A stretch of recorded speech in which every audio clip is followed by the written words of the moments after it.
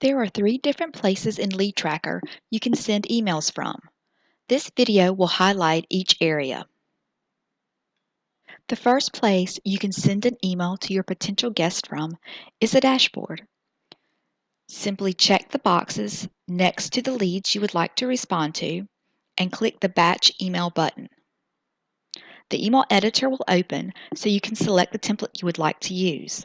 And remember, you must select a template for any email sent through LeadTracker. If you need more information on setting up email templates, please watch the Creating an Email Template video. Once you've selected the template, you can edit it as needed using the WYSIWYG editor. You can also insert tags you would like to use to personalize the email based on the specific information in the lead itself. Once you have gotten your email finished, click Send and the email will go out. The second place you can send an email from is in the lead detail section. To access it for a specific lead, click on the lead ID. From the lead detail section, click Search to perform a search just like you would in VRM.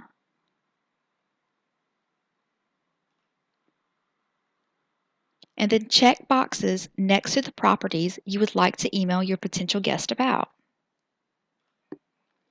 Once you have done that, click on the Batch Email button. Again, you will see the email editor open, and just as before, you need to select a template to use, and then you can modify that template as needed or insert any tags you would like to for the email to be more personalized. Once you have the email complete, click Send. The third area in LeadTracker that allows you to send an email is also on the lead details page. If you have a lead that includes comments or questions from a potential guest, you can click on that comment and the email editor will open. As with the other emails, you will need to select a template to use to be able to respond to your potential guest.